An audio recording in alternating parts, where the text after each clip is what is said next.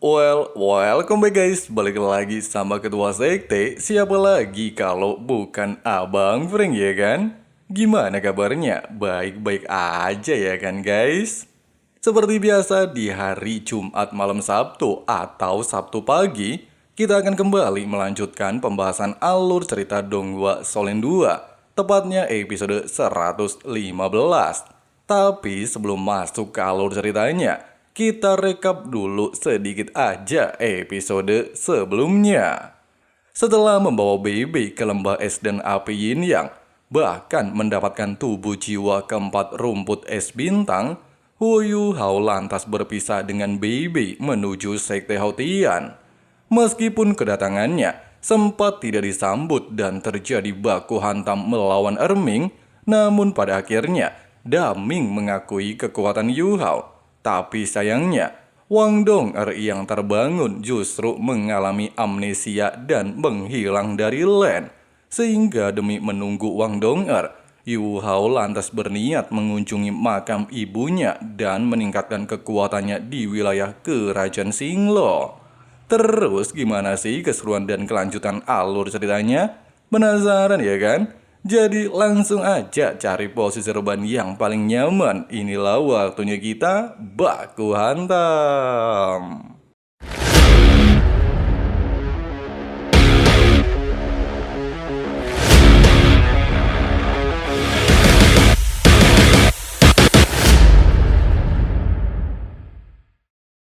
Sambil bersujud 3 kali di makam ibunya sebagai tanda penghormatan, Yu Hao meminta emaknya di surga untuk tidak khawatir. Suatu hari dia akan membuktikan kepada Dai Hao bahwa putranya tidaklah lemah.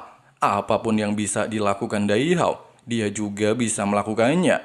Bahkan Yu Hao juga berniat kembali ke istana Adipati Harimau Putih untuk mendapatkan keadilan di masa depan, serta menjadi lebih kuat untuk bisa melindungi Wang Dong'er dan orang-orang yang dia sayangi. Di tempat lain, beberapa pemuda jomblo kayak kalian terlihat heboh mendapatkan berita tentang perekrutan anggota cadangan militer ke-6.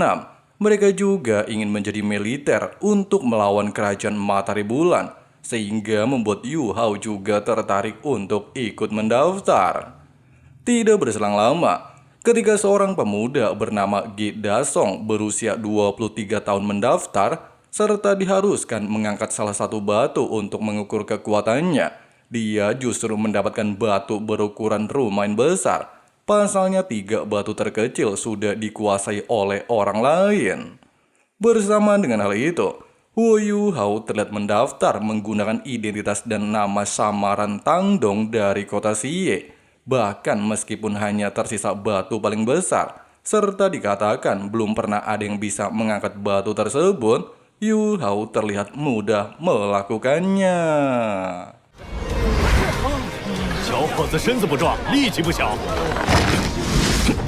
Dengan hasil tes tersebut, Hu Yu Hao berhasil lolos ujian dan menjadi kandidat pasukan cadangan kelas 1.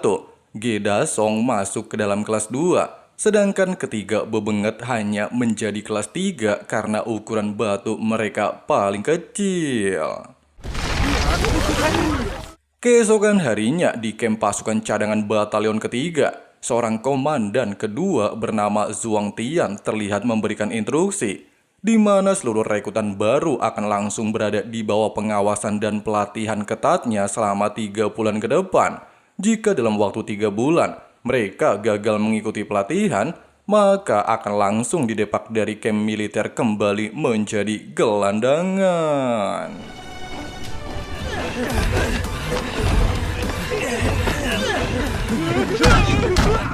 Di saat latihan hari pertama dimulai, serta melihat para anggota baru alias manusia biasa sangat kesulitan mengikuti tes dan hanya mengandalkan kekuatan fisik, hal itu membuat Yu Hao berambisi untuk tidak menggunakan jalan pintas demi mendapatkan prestasi militer, serta hanya mengandalkan kekuatannya sendiri seperti halnya para anggota lainnya.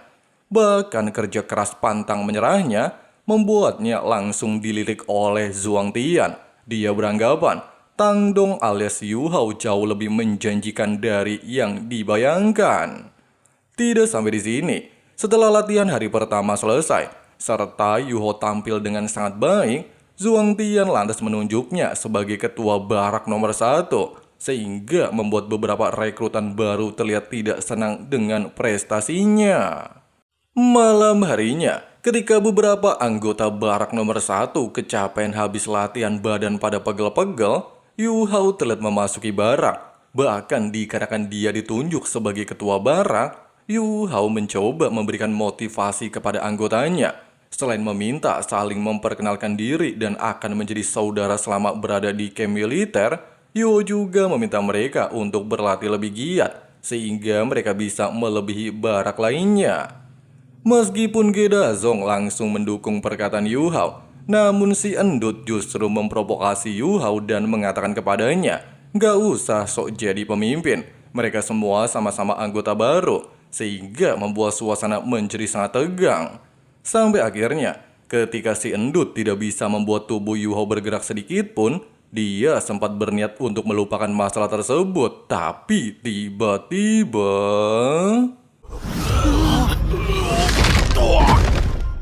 Yu Hao menegaskan dirinya adalah ketua barak nomor 1. Apapun yang dia katakan bukan hanya sebuah saran tapi juga perintah. Sehingga membuat seluruh anggota yang menyaksikan hal itu langsung ketar-ketir dan mendengarkan semua perkataannya.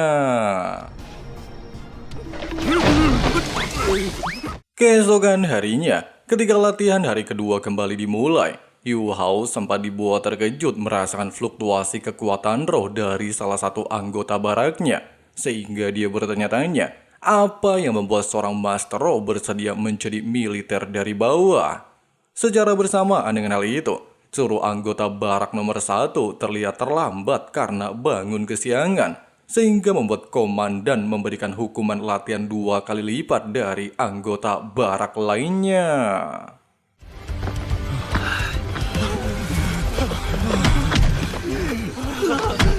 Sore harinya, ketika ada seorang wanita menunggangi kuda mendatangi tempat ini, Yu Hao tiba-tiba saja merasakan jantung orang di sebelahnya berdebar kencang, sehingga menandakan pasti ada sesuatu di antara mereka. Nah, ternyata orang ini bernama Suyun. Dia merupakan komandan utama batalion ketiga. Jika seluruh rekrutan berhasil melewati tes, maka kedepannya mereka semua akan langsung berada di bawah perintah Kapten Su. Nah, buat teman-teman yang gak ngikutin spoiler versi novel Abang Frank, Suyun dan Dailuoli ini alias orang di samping Yu Hao memanglah memiliki hubungan rumit ya guys ya. Itulah alasannya Yu Hao tiba-tiba merasakan jantung Dailuoli bergetar saat Suyun mendatangi tempat ini. Dan satu lagi fakta menariknya, Dailuoli ini juga merupakan adik tiri Huo Yu Hao. Satu bapak beda emak. Sampai sini jelas ya guys ya. Singkatnya, setelah Suyun meninggalkan tempat ini dan Komandan Zhuang Tian mengatakan terdapat beberapa bibit bagus di antara para rekrutan baru, Zhuang Tian lantas menunjuk Dailuoli sebagai wakil tim utama, sementara Tang Dong alias Yu Hao sebagai ketuanya. Malam harinya, mengetahui bahwa orang yang ada di sampingnya memiliki margadai, hal itu seketika membuat Yu Hao teringat masa kecilnya. Saat itu ada seorang bocah tanpa sengaja menabraknya, dan anak itu adalah Dailuoli. Meskipun dia dan ibunya hidup di dalam istana adipati, dan tidak seperti dirinya yang diusir menjadi babu, namun sikap emaknya Dailuoli sangat berbeda dengan para istri Daiho lainnya. Bisa dibilang, menjadi satu-satunya orang yang respect terhadap ibunya. Bahkan ibu Dailuoli seringkali memberikan uang kepada emaknya. Beberapa saat kemudian, ketika Dailuoli sedang berlatih seorang diri, Yu Hao telah menghampirinya dan menebak alasan Luoli menjadi militer. Pertama membuktikan diri kepada Suyun dan yang kedua kepada Adipati Daihao. Di mana karena Suyun berasal dari kerajaan Xinglo, Luoli pastilah ingin mendapatkan jabatan yang sama supaya setara dengan Suyun. Di saat Dailuoli merasa heran dan beranggapan Yu Hao pastilah orang yang dikirim Daihao untuk memata-matainya, Yu Hao sendiri justru tidak menjawab dan pengen melihat kemampuannya.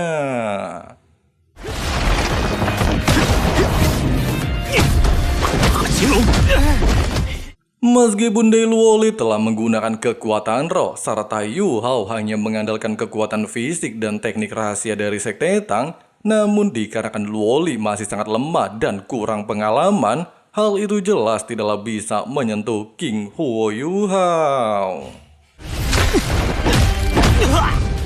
Tepat ketika Dai Luoli menggunakan kemampuan ketiga transformasi harimau putih, Yu Hao justru dikejutkan kalau harimau putih milik Dai Luoli bermutasi dan memiliki kekuatan spiritual sangat berbeda dengan Dai Huabin dan Dai Yuaheng.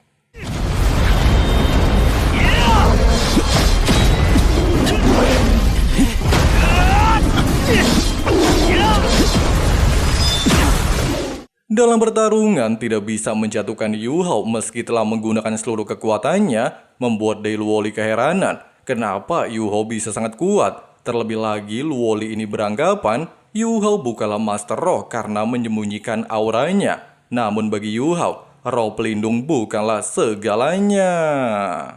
Sampai akhirnya ketika Dai Luoli menegaskan dia adalah anak dari Dai Hao dan tidak bisa mengalahkan orang biasa. Hal itu seketika membuat Yu Hao emosi dan langsung mengakhiri pertarungan. Dia benar-benar merasa muak mendengarkan nama Dai Hao. Secara bersamaan dengan hal itu, Su Yun telah mendatangi tempat ini, sehingga membuat suasana tegang berubah menjadi canggung. Selain meminta Dai Luoli untuk memanggilnya Kapten Su dan bukan Yun Er, dia juga menegaskan pertarungan pribadi di dalam camp dianggap pelanggaran. Namun Yu Hao jelas tidaklah memberi muka kepada Su Yun. Hal itu dia lakukan untuk membangkitkan semangat Dai Luoli.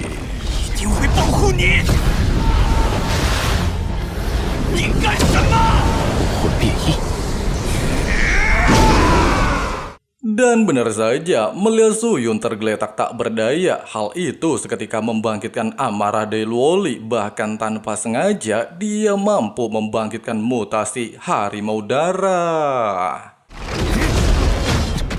Sambil melakukan baku hantam, Yu Hao lantas membenarkan dugaannya tentang mutasi roh pelindung Dai Luoli. Sayangnya dikarenakan mutasinya mengandung kekuatan spiritual, hal itu membuatnya sulit berkembang tanpa adanya motivasi. Itulah sebabnya kenapa Dai Luoli tidak bisa menggunakan kekuatannya secara maksimal. Di saat Su Yun terbangun dan melihat semua kejadian barusan, dia sempat beranggapan apakah Yu Hao merupakan mata-mata dari kerajaan Matahari Bulan. Namun Yu Hao tidaklah menjawabnya dan justru melanjutkan sandiwaranya untuk terus meningkatkan motivasi adiknya.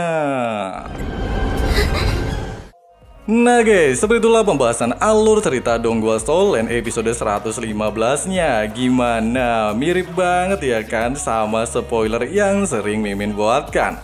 Buat teman-teman yang penasaran sama kelanjutan alur ceritanya alias spoiler episode 116, kalian cek di daftar playlist spoiler novel 2 ya guys ya. Oke lah, makasih banyak buat teman-teman yang udah nonton sampai habis. Di sini Abang Frank si Ketua Sekte undur diri dulu. See you and bye. Bye. I've changed for the better this time. I thought I would never be fine. I strive just to say I'm alright. And for the first time in a long time I'm alright.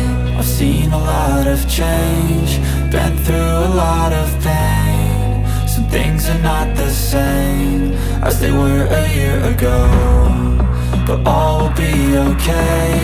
I move on each and every day. The past is where it stays, way back a year ago.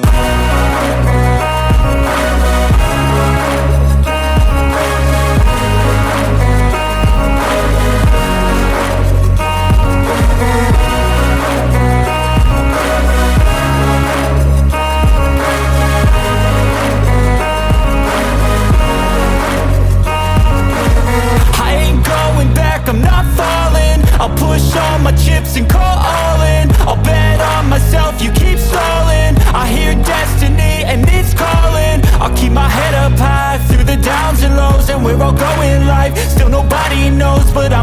what's right and take what comes and goes. And ain't no one in life holding me back no more. I've seen a lot of change, been through a lot of pain. Some things are not the same as they were a year ago.